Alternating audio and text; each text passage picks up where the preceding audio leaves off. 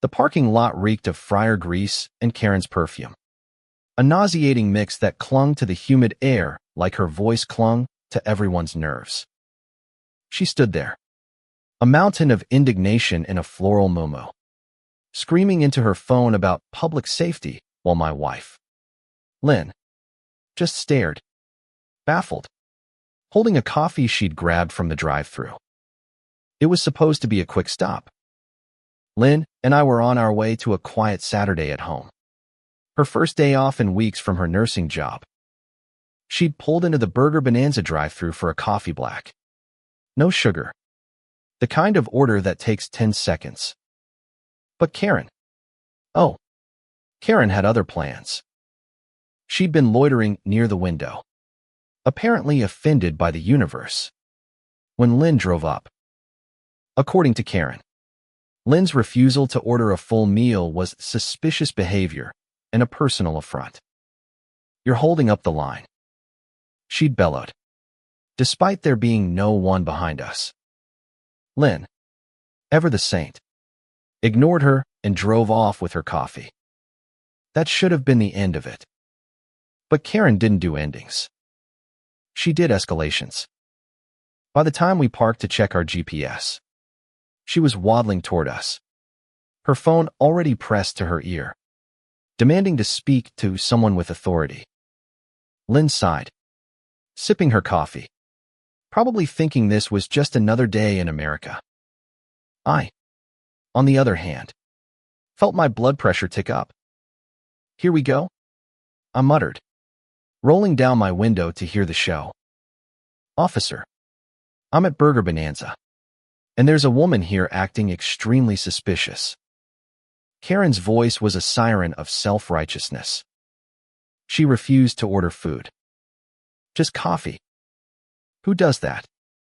She's probably scouting the place for a crime. I nearly choked on my own spit. Lynn's eyebrows shot up, but she stayed quiet, her calm a stark contrast to Karen's red-faced meltdown. The cashier, a lanky kid named Tyler according to his name tag, peeked out from the restaurant door, looking like he'd rather be anywhere else. An older guy, maybe a regular, stood beside him, shaking his head like he'd seen this movie before. Karen's tirade grew louder, her free hand jabbing the air toward Lynn. "She's a threat to this establishment. I demand you send someone to arrest her." The 911 operator must have been struggling to keep up, because Karen repeated herself, each word dripping with the certainty of someone who'd never been told no. Lynn finally set her coffee down and leaned out the car window.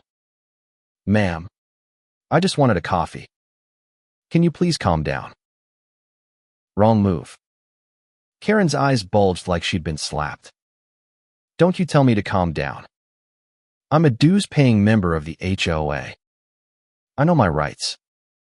The HOA bit made no sense. There wasn't a housing association within miles, but it was peak Karen, throwing around authority she didn't have. I couldn't help it. I laughed. "Big mistake." Karen's head whipped toward me, her glare promising retribution. "You think this is funny? I'll have you both locked up." The absurdity was almost cinematic. Here was this woman, probably in her 50s, turning a coffee run into a federal case.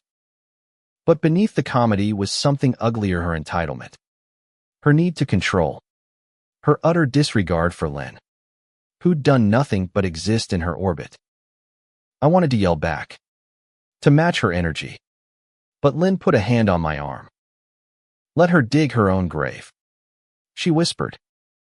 She was right. Karen was doing a fine job of that. Minutes later, a patrol car rolled into the lot. Lights off, but presence heavy. 2 officers stepped out. A woman with a no-nonsense ponytail and a guy who looked like he'd rather be eating donuts. Karen lit up like she'd won the lottery, rushing toward them with the zeal of a reality TV star. "Officers, thank God you're here. This woman," she pointed at Lynn, "is causing a disturbance." She refused to order food. and I think she's up to something illegal. The female officer, whose badge read Ramirez, raised an eyebrow. Ma'am, can you lower your voice and explain exactly what happened?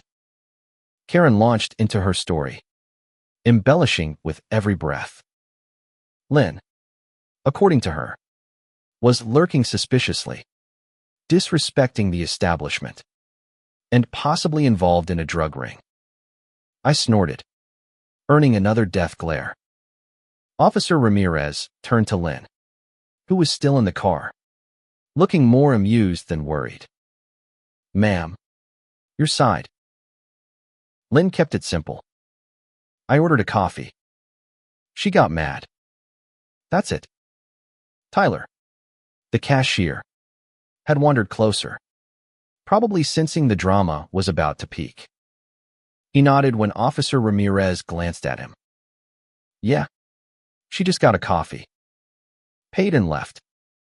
This lady, he jerked a thumb at Karen, started yelling after. Karen's face turned a deeper shade of red.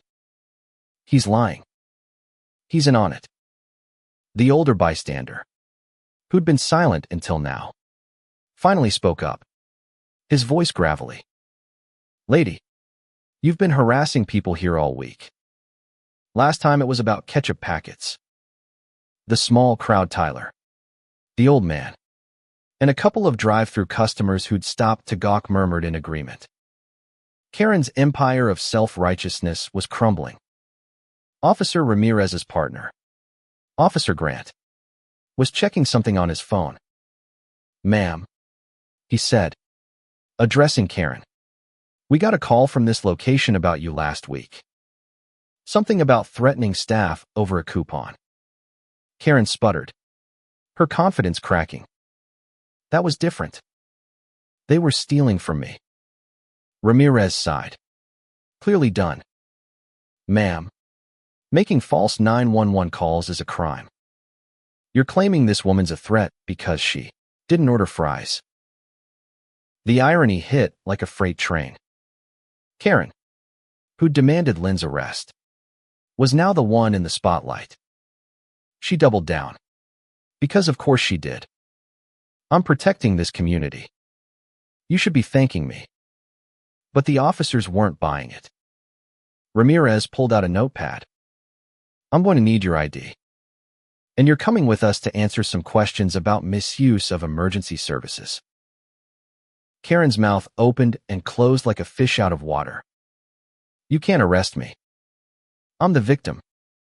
But Grant was already guiding her toward the patrol car, her protests growing shriller.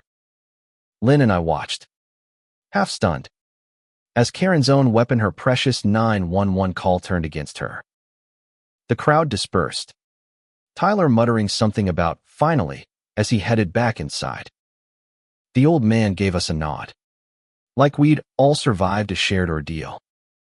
As the patrol car pulled away, Karen's voice still echoing faintly, Lynn picked up her coffee and took a sip. Well, she said, that was a first. I laughed, the tension finally breaking. But there was a weight to it all. A reminder of how quickly someone like Karen could weaponize her privilege. How her need to dominate could have ruined Lynn's day, or worse if the officers hadn't seen through her. It wasn't just about a coffee order. It was about power. About who gets to decide what's normal or right. Karen thought she held that power. But today, it slipped through her fingers. We drove home, the incident already fading into the absurdity of memory. Lynn turned on the radio, humming softly, her calm unshaken. I envied that about her ability to let the Karens of the world scream into the void without losing her own peace. As for Karen, I didn't know what would happen next. A fine. Community service. Whatever it was. I hoped she'd think twice before dialing 911 over a coffee order. But knowing her kind, I doubted it. The world keeps turning. And people like Karen keep shouting. But sometimes, just sometimes, The universe serves up a little justice. And that's enough to keep you going. The end.